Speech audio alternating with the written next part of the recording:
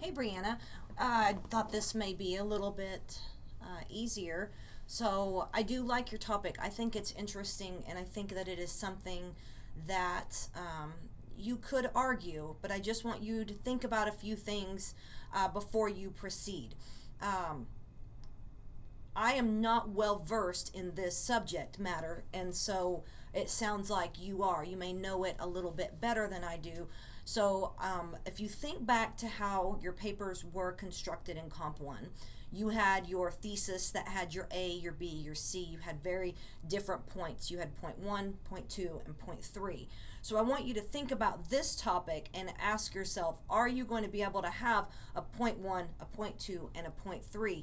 Because the papers are structured a little bit, this not a little bit, a lot the same. You still have that same organization that you had in your Comp 1 papers. And so you want to make sure that you have distinct key points, distinct body paragraphs that don't overlap.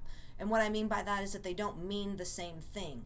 And so that you could, so I guess a good way to look at it is ask yourself, what three reasons, if I were to say to you, I'm looking at what you put right here, that's why I keep looking to the side. You want to argue that history does repeat itself. So you're going to have to give us three reasons, at least three, maybe four. So, three reasons why and how you can prove this to me. So let's say I'm arguing with you and I don't believe, and I feel the opposite. I say no, it doesn't. History does not repeat itself.